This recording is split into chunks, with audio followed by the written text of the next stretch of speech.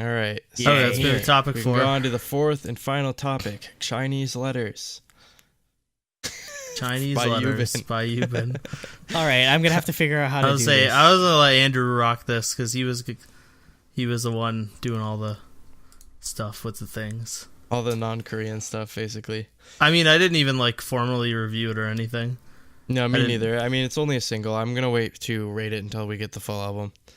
Okay, so Yubin, former Wonder Girls, she released what was supposed to be a sort of a single album a couple days ago, and the whole sort of concept of it was city pop. Now, for those that don't know, city pop is a Japanese music genre that sort of came out of the 80s, where the name city pop came out of, or it was coined because it's music that sort of came out, or it's the kind of music that they were putting out in Japan when the sort of rise of like urbanization and like people living in like cities and like playing like this type of music on their cassette players and that sort of thing. So that's where the name city pop came out of, but it's very influenced by disco and like maybe sort of like 80s new wave to some degree, and it's great. It's the basis of the sort of, I guess, remix genre known as future funk, which you find a lot on SoundCloud.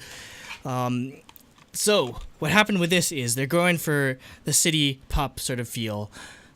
Just before we get into like the questionable song, what were your thoughts on City Love, which was I believe the only song that we ended up getting, because I obviously loved it, but I mean, it's such a different genre for you guys, so I want to hear your thoughts on it. Do you mean it's called Lady? Is it Lady? Lady is the. I don't know. Like they give there's like there's like 3 different titles for it, or no, like somebody like, or apparently one of the English titles is City Love or whatever. But if it's Lady, no, City Love, isn't that the band track? I don't know, maybe, but it might be. But yeah, the Chinese characters one. So what'd you guys think of it? That's Lady, yeah. Okay, Lady. It's I don't know. It was good. I think the choreo is like really basic, which like fits it fits the style, but like it's a little boring, to be honest. Like, I really like the song, but like I don't see myself like ever really watching live performances. If that makes sense. I think for this I actually, I don't know, I thought it was actually really cool. Like, I was super surprised it wasn't like a hip hop track from Yubin, but like, I don't know. I'm kind of pleased with this because I think it's kind of a cool concept going like way back, like early 80s sort of style, So yeah, I don't know. The glamorous sort of, I guess Andrew, you called it city pop. Like, I think it's a cool concept. So yeah, I really like the song and concept. It was just the choreo though. It was just like, but I mean, the choreo is amazing. It fits the 80s. Yeah, just like the style. But yeah, it works so. I'm just like infinitely in love with this entire like aesthetic. Like, there's so many, like the music video I can get so many wallpapers out of, and the song. Well, yeah, no, I love the music video and the style and everything. The song is just so perfect. Like, this is the kind of music I listen to outside of K-pop, and I'm just like, oh, I get more of it in K-pop. Are you kidding me? Yeah. This is my dream come true. Honestly, I'd like to hear some remixes of this song. There is actually I have it linked to the play, or I think I have it linked to the playlist later. But there's a remix. Oh, cool. I think I have it on like it's on SoundCloud somewhere, where somebody made a like future funk, where future funk is basically they take these old city pop tracks and then they sort of like speed up the tempo. They add a bit of like mixing and like to it, or they add effects to it, and yeah, it sort of like remix, or it makes it into a brand new song. And I love how it's introducing this sort of like older, more obscure genre, at least to us international folks, to an obscure genre that we never really heard of before. And it's awesome. And like all these people that do future funk are like from like Russia and like Mexico and America and like all around the world, like sort of like just discover it's mostly rooted in like anime and like Sailor Moon and like all this sort of stuff. I think that's, like just like really capturing like the sort of Japanese like anime, like early like 90s, late 80s like aesthetic of that sort of like almost essentially like vaporwave to some degree. So speaking of future funk, this is where we get also, into. Shout out to the Datsun in the music video. Oh yeah, I want to like clarify. Like, I'm not down on this song. I really like the song and like the style and everything. Yeah, I do like it a lot. But now we get into like the sort of plagiarism aspect, which is kind of what I wanted to talk about mostly with this track. So they release a teaser that,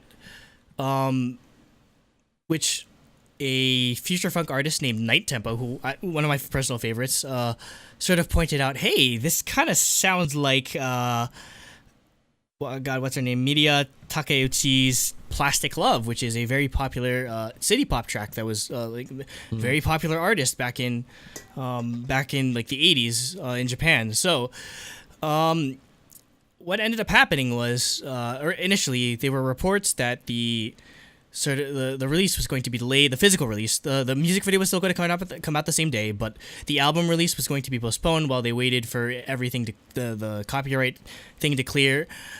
However, it never cleared, and they completely axed this song off of the album completely. Okay, so they're not gonna come out with it. Okay. Yeah, it's never gonna be released because it'd be somebody at JYP leak it, please. Yeah, please. We need some Edward Snowden type shit. Like, I want to hear this song so bad. So, what happened in SM? Like they leaked the Jessica version of Catch Me If You Can. Yeah. So what we're going to do here, and this is one of the only times we'll do it because I feel like this is relevant. We're going to play the clips of the two songs back to back of Plastic Love and this, like, maybe City Love, or like the whatever the teaser was called, the actual song was called. So this is the part where you guys don't have to or can't talk. So I'm gonna play the first clip, or go back to the beginning of the first clip, and this is the song by Yubin. It'll play. Oh no, don't suck me. Okay, there we go.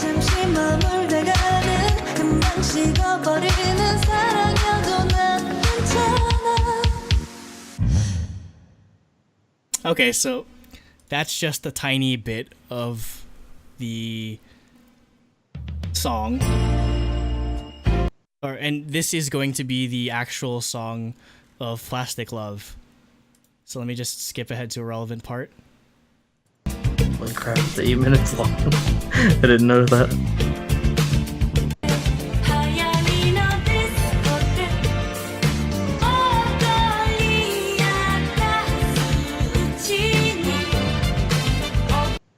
So you could hear the similarities in I think I can see it. By the way, I think I've seen this picture before, like in several places. Yeah, it pops up in my. That's how I found it in my recommendeds. That's how I ended up finding the song. I wonder if maybe I've seen it on SoundCloud, like it was something you saved or whatever. Possibly. But yeah, Nate, could you hear the similarities between the two songs? Yeah, it's definitely there. So the interesting part of what happened was the producers of the B-side were somebody named Junichi Hoshino, who is apparently an active J-pop writer. I tried to look up credits, but the only one I saw was like straight up like he did a you know what character songs are in anime where like they sing like as the character. He did one for He did one for like Nagato from freaking like Haruhi or something. Like he produced it. I was just like, what? And like other J-pop songs. And Toyo, who is a JYP producer, I think the mistake they made was they were trying to go for the city pop sound, but they weren't able to differentiate. Like I was talking about earlier, where it's hard to separate like inspiration from imitation. I feel like they went way too much on the imitation aspect of this, where they just made a kind of a carbon copy of Plastic Love. And I think that's the reason why Night Tempo brought this up was because he made he made because if one of you could forward the video or click the video, I mean the third video in the playlist. Yeah. Okay, hold on.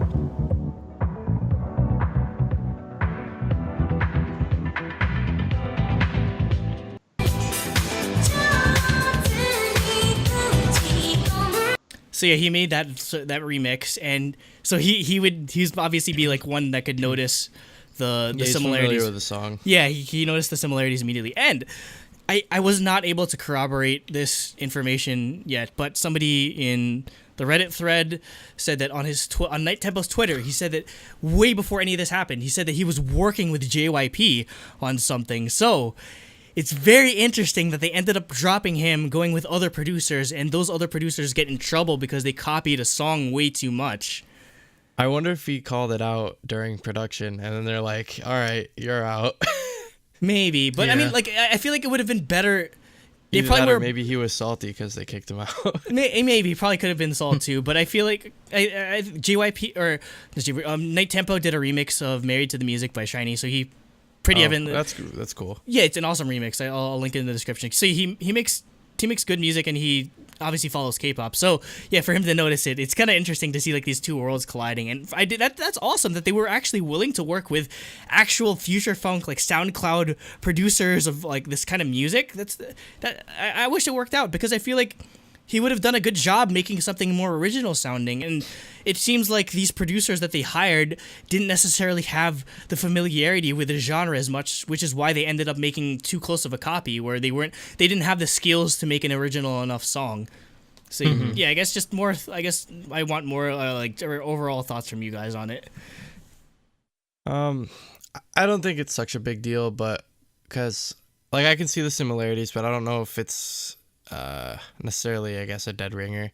Which, again, like I've seen people say before, like a lot of K-pop fans like downplay the plagiarism stuff aspect, but at the same time, a lot of haters like really upplay it. Yeah, it's got both ends of extremities. Yeah, so I don't know. I'm kind of on the fence with it. So yeah. I think it could go either way, but like. I think it's good. I want them to eventually get the copyright or something at least, so we can hear the song. Yeah, you know? Yeah. Like grant royalties to the original artist at least, or something. You know. Yeah. I don't know. I think overall it's good that they like the fact that they caught it beforehand and like just saved. Because the thing is, like, the really shitty thing about all this, like, anytime this comes up, solo debut. Yeah. Well, it's her solo debut, and yeah, like. Anytime a big plagiarism scandal comes up, it's Yubin's fault. It's the artist's fault, exactly. When she didn't produce the song, like she's just the person singing it, like it was produced for her. Yeah, it's like so don't shoot the messenger.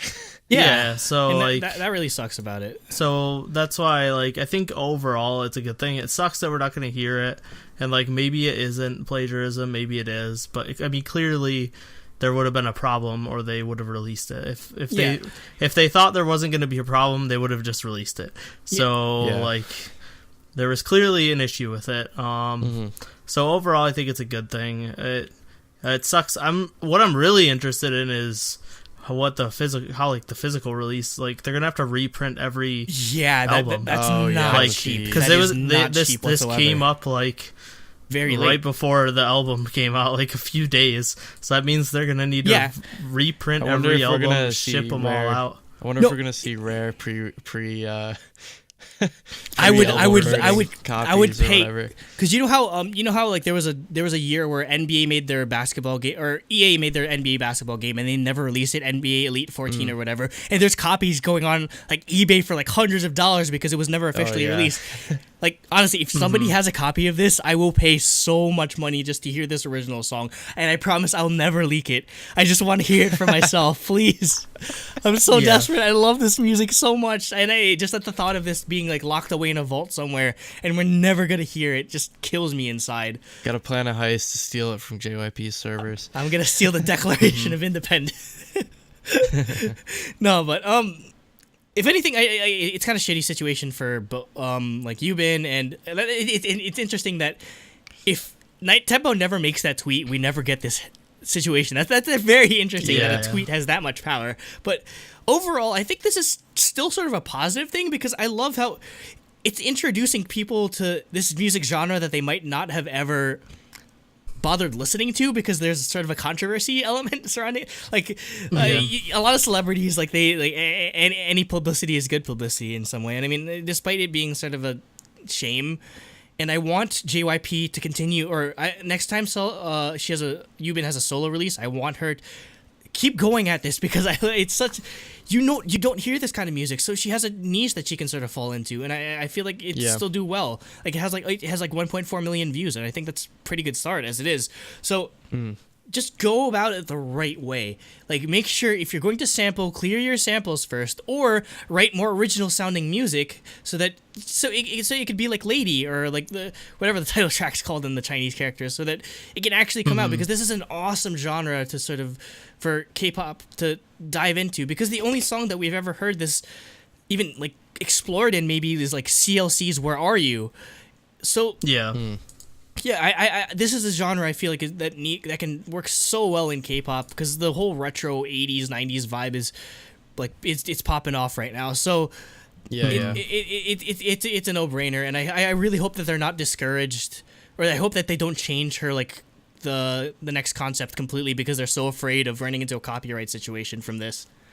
I think it'd really be cool to have more music of this type in K-pop, because you know, it is something new and fresh. I guess that's the word of the day for me. It's fresh, but like stay fresh. Yeah, you know. Splatoon. I think that's basically all I wanted to say. If you want to look up more City Pop, one of our viewers, Rob Chang, linked an amazing playlist of all these awesome like Japanese City Pop artists that are still up on YouTube before they got nuked. I don't know, because like Japan really protective of their music. If you want to listen to more future funk, which is the stuff I'm very familiar with, I would recommend this guy. If it would show Desired. No, Desired is. I have the cassette tape for this. There's a big thing where all of these future funk artists, they get cassette tapes manufactured in like Hong Kong, and like there's only so many of them. They sell out all the time, so that's why I have like notifications on the Bandcamp, so that I buy them all the time. I listen to it, like Desired, Young Day is very good. Macross 8289, Night Tempo, obviously. Like all of these are very solid like artists, and if you love Sailor Moon or anything anime, you'll love this type of music, because it's just like all like Sailor Moon like snippets of like, or sound bites and that sort of thing, and like all of the artwork is like this, where it's all like Sailor Moon graphics and everything. So yeah, I love that. I love that I get to talk about this, or I love that I get to like sort of like expose people to this in the sort of the context of K-pop. So I feel like it's still a net positive, despite it being like a plagiarism controversy in a way. Yeah. Well, I guess that's the show. So thanks for joining us. Again, if you're new, subscribe, leave some comments. We love the feedback. Yep. And if you've been a fan for a while, or if you think you're gonna stick around, join our Discord, Facebook groups. You can keep in touch with us there and suggest topics and partake in discussion. So yeah. Good news. Seoul Dynasty won map 1. Barely.